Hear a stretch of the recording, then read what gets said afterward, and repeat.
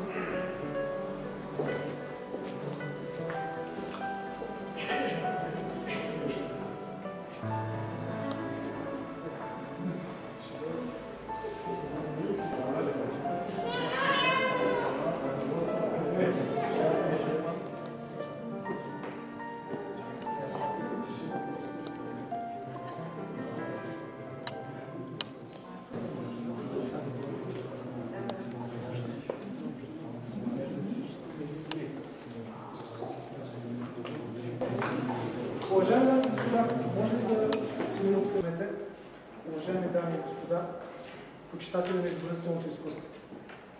Тази вечер сме се събрали на едно изключително събитие, организирано по повод празниците на града от община Харманли, а именно изложба на Веселин Дамянов. Един млад автор, виждате го до мен, изключително талантлив, изключително, как да кажа, популярен, защото там отсреща сме изложили част, всъщност цялата малка биография, която е сама по себе си впечатляваща, който има желание може да я прочете. Искам да му благодаря за това, че прие поканата на общината да представи свои неща. Те включват само графични произведения, метални техники. Там в тази част има и линогравюри, са, нали? Да. В момента в Сливен тече също негова изложба с маслени и с графични неща. Групата на художници от Сливен също в Ямбол прави изложба. Така че той е разкъсан на много места, но тази вечер успя да бъде тук, да ни представи своите неща. И ако някой ми беше казал преди 10 години, че аз ще имам възможност да открия изложба на Веско Дамянов, повярвайте ми, нямаше да му повярвам, защото ние между другото сме студенти с него. И така през това дълго познанство, аз малко или много видях той как се развива като автор и наистина тази вечер за мен е огромна чест да имам възможността да открия негова изложба. И още веднъж да му благодаря, че прия поканата и тази вечер сред нас е част от всичко това. Аз от своя име също благодаря за поканата.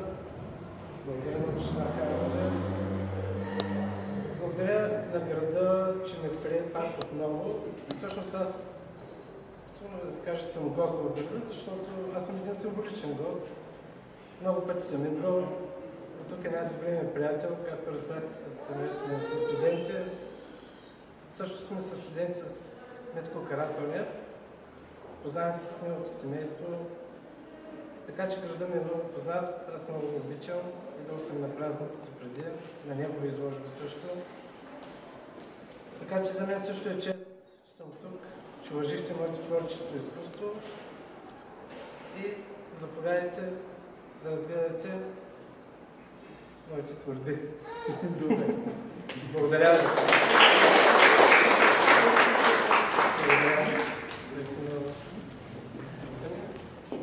Заповядайте.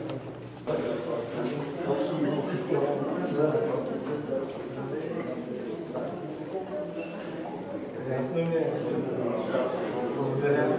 Трудно се. Благодаря.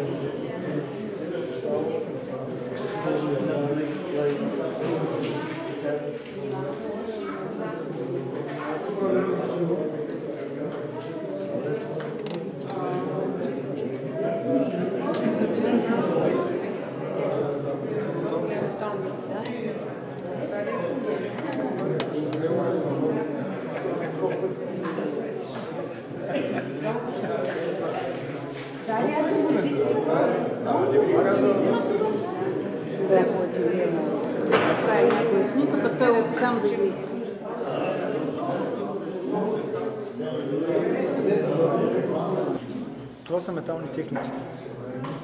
В случая офорт и аквацинт. Изпълняват се върху метална плоча. Може да бъде медна, може да бъде цинкова. Горе е покрита с грунт, който грунт се издрасква с специфични инструменти, графични. Например, един от тези инструменти, основен, който се използва е шабер. Израсква се рисунката или това, което иска да покаже автор. Съответно, последствие се потапя в киселина, която киселина разяжда онази част, която е отнята от грунда с шабера.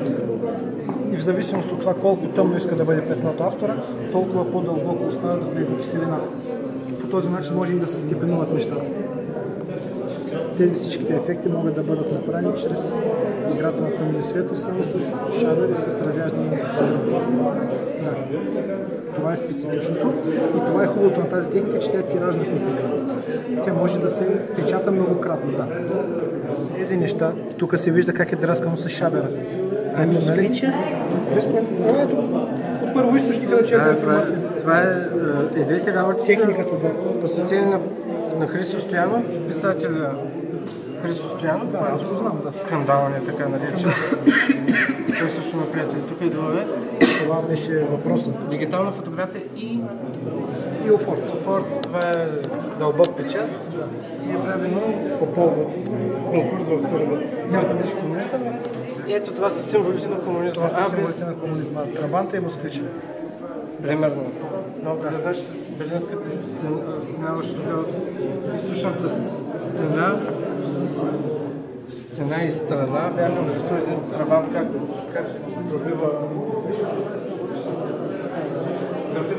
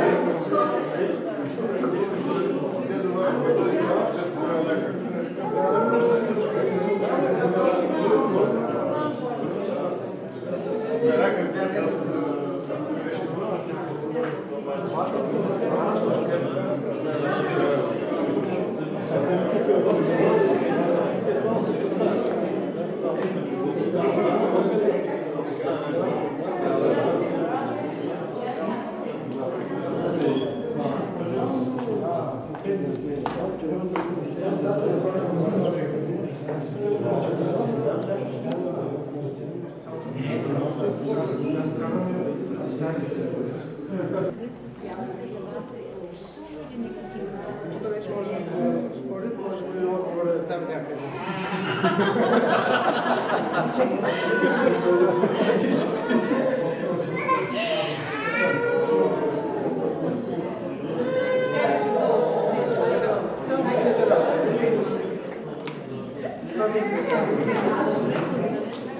Това е моето име.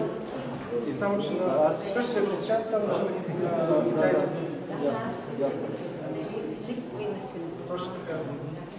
Аз съм 15 печата да сме. Да бъде интересно и запечатливо.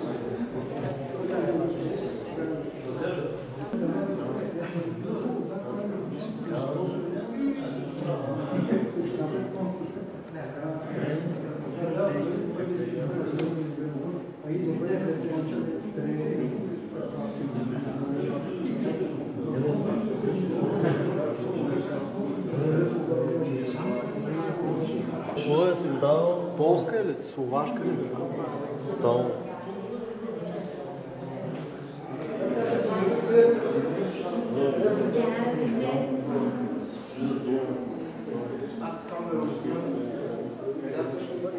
Отпечатък се водят за авторски или най-скъпите, макар че след 10 тя същата работа, но не че пада нито качеството, но 10 колекционерите най-обичат. И затова тук пише забележи 7 от 20, значи това е 7 отпечатък от 20.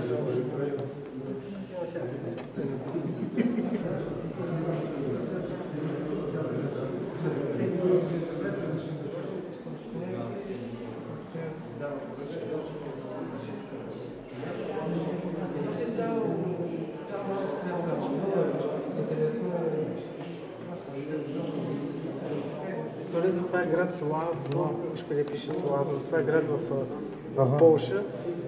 Водонапорната кула е автентична, тя също в този град. Пак беше тематичен конкурс, нещо да се изрази от този град. И съответно винаги един конкурс е свързан с някаква... Това значи това. И на китайски. Това е на китайски, да. И съм се направил това. Това вече ти трябва да прочетеш. Остави нещо за себе си. Давай.